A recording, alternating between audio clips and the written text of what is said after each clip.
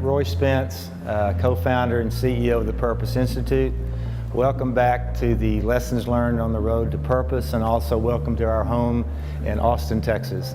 We might as well just jump into the big one on purpose, and this one is pretty opinion rich, and that is, what is the purpose of life? Stay with me.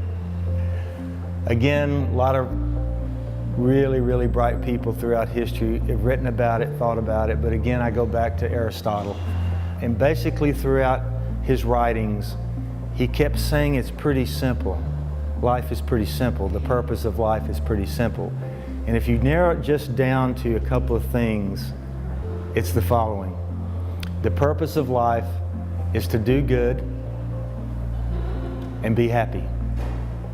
Not be a do-gooder.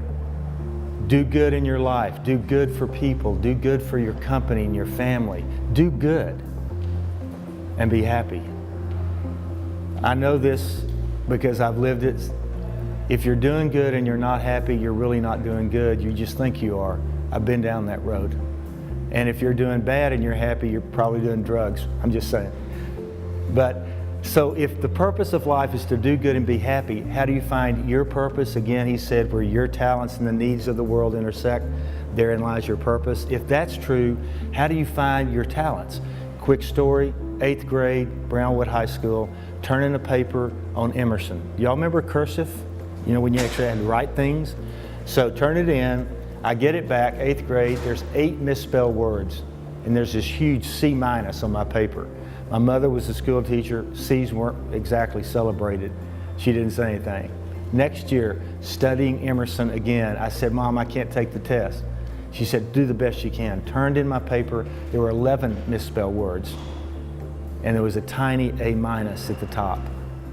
And I took them home to my mom and I said, I don't get it. And she said, you can't spell, but you can write. And at the age of 14, my mom gave me the greatest lesson of all. She said, Roy, I don't want you to spend another second of your life trying to be average at what you're bad at. I want you to spend your entire life becoming great at what you're good at. Strength Finders from Gallup, take it. You'll find your strengths. You will be successful and your company will be successful if you play to your strengths. So that's it. Thanks for joining us today.